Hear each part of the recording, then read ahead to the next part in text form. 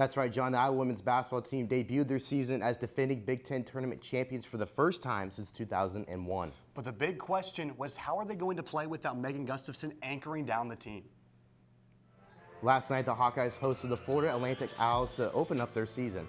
It was a rough start for Iowa, trying to catch their footing in the first half. They eventually had a surge of energy and pulled away from this game before the fourth quarter. The scoring was evenly spread out throughout the game, with multiple players scoring in double digits, but sloppy play dominated this game with over 100 combined fouls and turnovers. Hawkeyes took it 85-53. That was one of the longest games I've ever played in. When you have 66 free throws shot between the two teams and 49 turnovers, it's not a pretty game, and I understand that. But you know something, it's the beginning of the year. We got to get used to the foul situations and do a better job of not putting somebody at the free throw line so much. Like Coach said, it was a pretty ugly game, but we'll take the win, and it's our first win, and it's just going to get better and more smooth from here. We're implementing a new offense this year, so it takes time and game experience when you're going against other opponents to really get used to that. And it's just going to keep improving. And, I mean, we have to just work out the kinks, but that kind of happens when you implement a new offense with a bunch of new players. The Hawkeyes are off for a week and will host North Alabama next Thursday at Carver. Now, it's been a minute since we've done this, but we're back after the bye week for another football pregame show.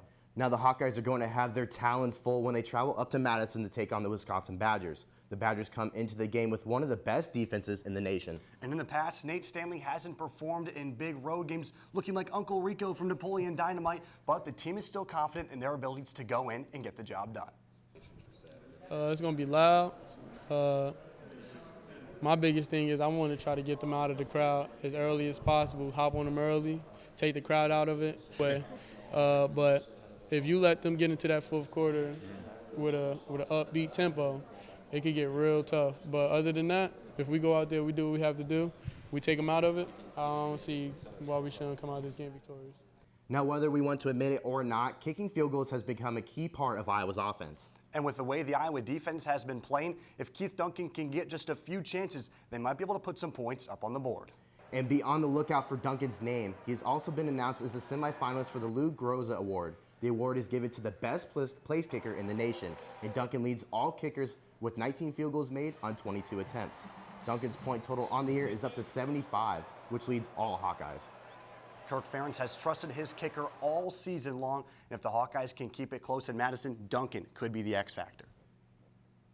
Despite the 2 losses on the season, the Hawkeye defense has shut out everybody in its path. But the man in the Wisconsin backfield, Jonathan Taylor, has been on a different level all season long. But this is the Big Ten we're talking about. Iowa has gone up against some of the most talented football players in history. The Hawks are just going to stick to their game plan and get the job done.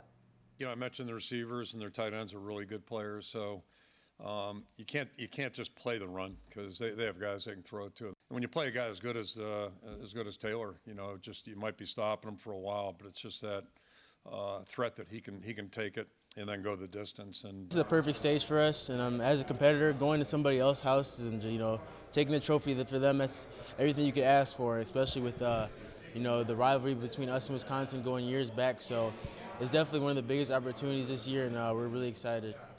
Yes, you heard OJ correctly. This is a battle for the Heartland Trophy. Rivalry games always bring a new element to the table. So let's hear your prediction, John. Well, everyone thinks this is going to be a defensive battle with very limited scoring, and they couldn't be more right. 17-9, Wisconsin. John, I couldn't agree more with you. I think Wisconsin will win this one 14-10. Well, that's it from us and our pregame show. John, back to you.